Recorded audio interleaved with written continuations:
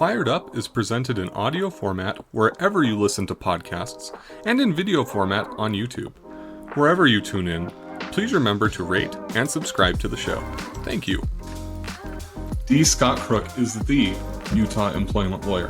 Fired Up focuses on questions that he frequently receives from his professional and executive clients regarding severance, employee stock option agreements, executive employment contracts, and more. A quick disclaimer, Scott is licensed only in Utah and Idaho. As with any discussion about the law, the information on this podcast generally describes the law and is not intended as specific legal advice. As I'm sure you know, laws frequently change and can be different in different jurisdictions.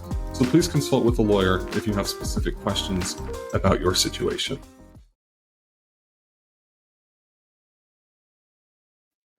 Welcome to Fired Up Episode 2. So good to have you back. We're glad that you are with us. Now introducing the star of the show, Scott Crook. How are you? How are you? I'm good. I am always fantastic. Always fantastic. All right. So last episode, we discussed when someone might be entitled to a severance agreement, when they might be entitled to severance pay. This episode, we wanted to focus on something else that your clients ask you a lot, and that I'm interested in too, which is besides getting, basically cash in your severance package, what are other important elements of that package that you should negotiate? Well, that is a really important question because, most of the time people focus on how much money they're going to make. And of course that makes sense, particularly given the fact that a severance package is supposed to at least bide some time for you while you look for another job. And so often people will ignore the other provisions of the severance agreement, or they won't really consider them. And Gotcha. Sometimes, though, those provisions are maybe actually more important than the actual cash that you're getting. For the most part, when severance is offered, it comes with strings. And that's because you're not, as we discussed before, you're not entitled to severance really under the law unless there's a contractual provision or maybe a governmental entity has put together some kind of severance provision in their policies. And so what ends up happening is that when a severance package is offered, it will include things like a waiver of your right to bring claims against the employer that's giving you the severance agreement. It may include non-competition clauses and other types of clauses like non-solicitation clauses, non-disparagement clauses, and it may include some other provisions that are simply restrictive in many ways. So those are things you need to look at because there are those create some burdens, but also there are other things that you might want to consider asking for that have value as well, that often don't end up in those provisions, or inside of a severance package. Okay. Well, what are some of the things that that people should be trying to negotiate in their package that typically the company's not offering? A lot of times the company won't offer things like they won't offer a favorable job recommendation. And there's reasons why they won't do that. Some of the reasons are, first of all, that, there's some danger in doing that, potential liability sometimes. Whether there's liability for that or not, that's not a huge risk to a lot of employers, but it is something that they're careful about. But sometimes if they really do feel bad, it's, for instance, a company-wide layoff, they're financially doing not so well, but they really liked you and would have kept you, but for the downturn in the economy, sometimes they'll be willing to provide an agreed upon letter of recommendation or form a favorable recommendation. And so that's something that you can always broach and ask if they'll allow you to do that. Another potential thing that you could look for in asking for is, I'm sorry, I've blanked. That's fine. Well, we'll come back to that. Okay. So you say that, some of these things can be more important than the compensation that you can actually obtain. But why is that? Well, for instance, in some of the restrictive covenants that they put in these things, you may be restricted from being able to work in your chosen profession for a number of months or even years. Sometimes people will put, for instance, a non-competition agreement inside of a severance agreement that says you can't work for a year for a competitor of the employer. That would be a non-competition agreement. Or they may say you can't work with other people who worked for the employer, even though they may have been laid off. Gotcha. Or that you can't solicit them to work with you. That's a non-solicitation provision. They may also include inside of the agreement a non-solicitation of clients or customers of the employer. And so that restricts your ability to obviously find work, particularly if you're very specialized, you do a particular type of work and you have value. If you can't compete, or you can't solicit, or you can't work with other employees that that can really restrict your ability to work.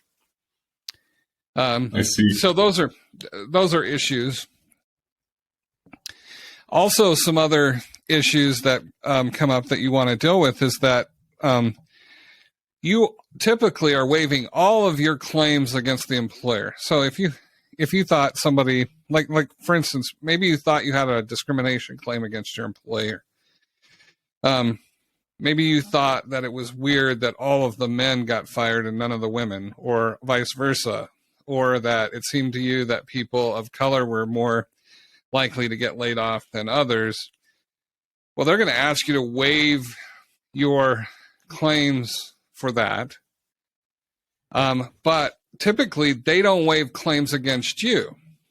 So what that could mean is, like, a year later, let's say they do an audit, and during the audit they discover that what they think were some bad decisions that you made, and therefore you caused the employer some damage because of your negligence. For instance, maybe you maybe you're an accountant or something, and the way you classified certain expenses ended up costing them some or had some tax consequence that they might not otherwise have. Well, if they don't waive claims against you, they can then sue you for the breach of your duties that you had to them.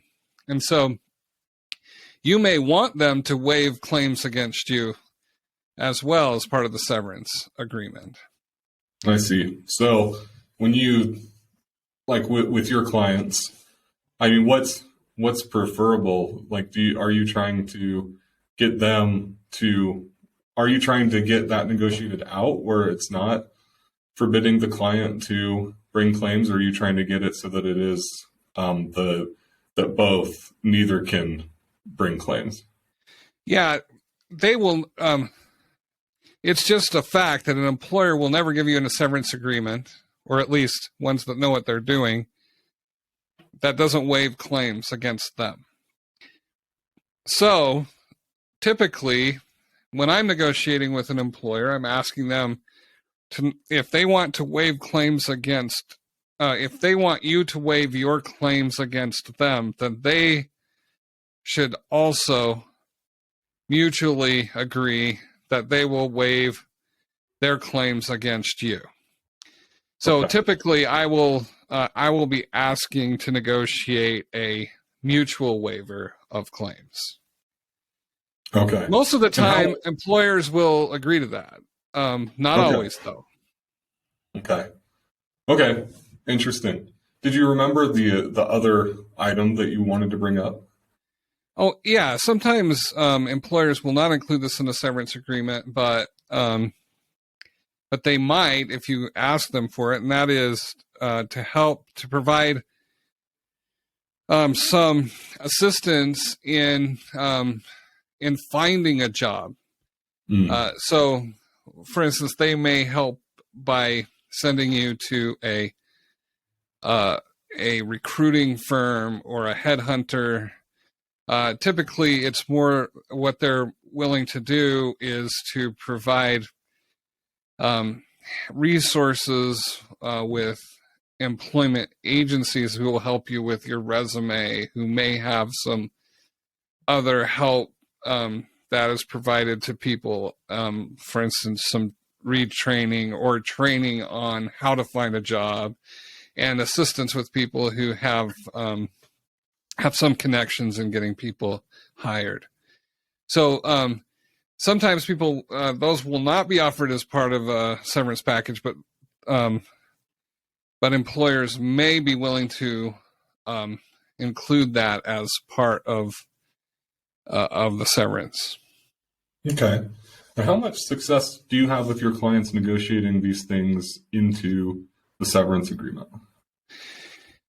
Typically, you'll get some concessions with most employers. And so, I mean, I can't say 100% on all of those, but I could probably give you a range of success, what employers are usually willing to negotiate. And I can just say that typically they'll be willing to negotiate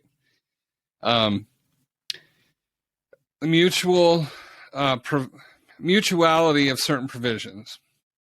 Some of those provisions include, just as we were talking about, the mutuality of the waiver of the claims.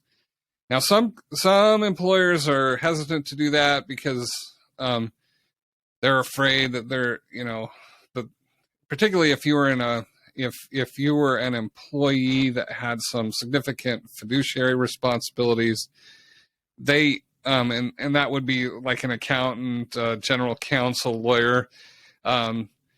Maybe you're a professional, like an engineer or something. They might employers may not be as willing to waive claims against you because they could have a malpractice claim, for instance, brought, and if they waive their claims against you, they may not be able to recover if you really did engage in malpractice. But typically they will, if you're not in that kind of position, professional position. They also are willing to negotiate mutuality of disparagement clauses, non-disparagement clauses, which we really haven't talked about much today. But a non-disparagement clause is just basically you don't talk bad about us. We've given you a severance agreement, so don't talk bad about us. We also tend to ask, I usually ask to make that mutual. The problem is when you have a huge employer or even a large employer, it's harder for them to control that because a non-disparagement clause, if you say, employer can't say anything bad about you, well, that includes all of the employees. Maybe one of the employees didn't like you, so they're out bad-mouthing you. They're worried that they might have some liability there. So they'll usually ask you to identify particular people that you would like the non-disparagement clause to apply to. And usually those people are in management or in HR, people you closely associated with. And they typically will agree to make the non-disparagement mutual in those circumstances. They also will be often willing to they often also will be willing to negotiate non-competition and non-solicitation provisions. They may not be willing to totally eliminate them, but they may be willing to shorten them. so that you're not bound as long as you would be under their regular or standard severance agreement. Okay. Well, interesting. So there's a lot more to severance than just the compensation element to it. Is the moral of the story. And in fact, I would say that it's almost even more important, a lot of those provisions, than the amount of money. Because if you can get rid of a non-competition provision, for instance, that may have much more value to you than, a month's worth of severance. Yeah, that's a great point. Okay. Well, thank you. Any other thoughts before we wrap up?